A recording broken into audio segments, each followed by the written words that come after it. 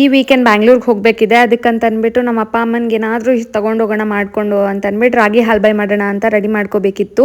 So ಅಷ್ಟರಲ್ಲಿ dinner ಎಲ್ಲ ready ಮಾಡ್ಕೊಂಡು ತಿನ್ಬಿಟ್ಟು ಅದಾದಮೇಲೆ ಆ ಪ್ರೋಸೆಸ್ನ ಸ್ಟಾರ್ಟ್ ಮಾಡೋಣ. ಬಿಕಾಸ್ ತುಂಬಾ ಟೈಮ್ ಹಿಡಿಯುತ್ತೆ ಅದು ಮಾಡೋದಕ್ಕೆ ಅಂತ ಅಂದ್ಬಿಟ್ಟು ಸಿಂಪಲ್ಲಾಗಿ ಡಿನ್ನರ್ನ ಮಾಡಿಕೊಂಡೆ. ಆ್ಯಂಡ್ ಎಲ್ಲದನ್ನು ತಿಂದು ಅದಾದಮೇಲೆ ಹಿಂದಿನ ದಿನ ರಾತ್ರಿನೇ ರಾಗಿನ ಚೆನ್ನಾಗಿ ನೆನೆಯಕ್ಕೆ ಬಿಟ್ಬಿಟ್ಟಿದ್ದೆ. ಸೊ ಅದಾದಮೇಲೆ ಅದನ್ನು ಒಂದು 2 ಸ್ಪೂನಷ್ಟು ಮಿಕ್ಸಿ ಜಾರ್ಗೆ ಹಾಕ್ಕೊಂಡು ಸ್ವಲ್ಪ ಜಾಸ್ತಿನೇ ನೀರನ್ನ ಸೇರಿಸ್ಕೊಂಡು ಒಂದು 5 ಏಲಕ್ಕಿನ ಹಾಕ್ಕೊಂಡು ಚೆನ್ನಾಗಿ ರುಬ್ಕೊಂಡ್ರೆ ರಾಗಿ ಹಾಲು ಅನ್ನೋದು ರೆಡಿ ಆಗುತ್ತೆ.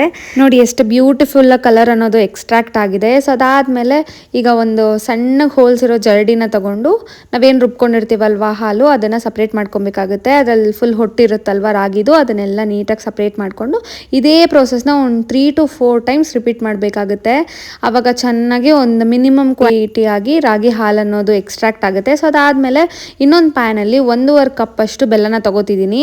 ಆ್ಯಂಡ್ ಸ್ವಲ್ಪ ನೀರನ್ನ ಸೇರಿಸ್ಕೊಂಡು ಚೆನ್ನಾಗಿ ಬಾಯ್ಲ್ ಮಾಡಿ ಕರಗಿಸ್ಕೊತಿದ್ದೀನಿ ಅಷ್ಟೇ. ಪಾಕ ಏನು ತರಬಾರ್ದು, ಜಸ್ಟ್ ಅದರಲ್ಲಿ ಡಸ್ಟ್ ಇರುತ್ತೆ ಕ್ಲೀನ್ ಮಾಡ್ಕೊಳ್ಳೋದಕ್ಕಷ್ಟೇ. ಮತ್ತು ಅದನ್ನು ಸೋದಿಸಿ ಅದೇ ಹಾಲ್ಗೆ ಸೇರಿಸ್ಕೊಂಡು ಇವಾಗ ಅದನ್ನು ಸ್ಲೋ ಸಿಮ್ಮಲ್ಲಿ ಚೆನ್ನಾಗಿ ಬಾಯ್ಲ್ ಮಾಡಬೇಕಾಗುತ್ತೆ. ಆ್ಯಂಡ್ ಇದು ಒಂದು ಸ್ವಲ್ಪ ಗಟ್ಟಿ ಕನ್ಸಿಸ್ಟೆನ್ಸಿ ಬರೋವರೆಗೂ ತಿರುಗಿಸ್ತಾನೇ ಇರಬೇಕು. ಆ್ಯಂಡ್ ಬೇಗ ತಡ ಅಂಟುತ್ತೆ, ಸೊ ಕೈ ಆಡಿಸ್ತಾನೇ ಇರಬೇಕಾಗುತ್ತೆ. ಸೊ ಅದಾದಮೇಲೆ ನೋಡಿ ಈ ಥರ ಸಾಲಿಡ್ ಕನ್ಸಿಸ್ಟೆನ್ಸಿಗೆ ಬಂದಮೇಲೆ ಒಂದೊಂದೇ ಸ್ಪೂನ್ ತುಪ್ಪನ ಹಾಕ್ಕೊಳ್ತಾ ಚೆನ್ನಾಗಿ ತಿರುಗಿಸ್ಕೊಂಡ್ರೆ ಈ ಥರ ಸಾಲಿಡ್ ಫಾರ್ಮಿಗೆ ಬಂದಾಗ ಇಟ್ ಇಸ್ ಪರ್ಫೆಕ್ಟ್ ಅಂತಲೇ ಹೇಳ್ತೀನಿ. ಸೊ ಅದಾದಮೇಲೆ ಒಂದು ನಾರ್ಮಲ್ ಪ್ಲೇಟ್ಗೆ ತುಪ್ಪ ಆರ್ ಎಣ್ಣೆಯಿಂದ ಚೆನ್ನಾಗಿ ಸೀಸ್ನಿಂಗ್ನ ಮಾಡಿಕೊಂಡು ನಾವೇನು ಮಾಡ್ಕೊಂಡಿದ್ವಲ್ವ ಹಾಲ್ಬಾಯ್ ಅದನ್ನು ಸೇರಿಸಿ ಒಂದು 2 hours ಫ್ರಿಜ್ಜಲ್ಲಿ ಸೆಟ್ ಮಾಡೋಕ್ಕೆ ಇಟ್ಬಿಟ್ರೆ ಟೇಸ್ಟಿಯಾಗಿರೋ ರಾಗಿ ಹಾಲ್ಬಾಯ್ ರೆಡಿ. ಆ್ಯಂಡ್ ತುಂಬಾ ಕ್ಯಾಲ್ಶಿಯಮ್ ಆ್ಯಂಡ್ ಐರನ್ ಕಂಟೆಂಟ್ ಅನ್ನೋದು ಇರುತ್ತೆ. ಆ್ಯಂಡ್ ದೇಹಕ್ಕೂ ಅಷ್ಟೇ ತುಂಬಾ ತಂಪು ಆ್ಯಂಡ್ ತುಂಬಾ ಚೆನ್ನಾಗಿ ಬಂದಿತ್ತು. ನೀವು ಸಹ ಟ್ರೈ ಮಾಡಿ.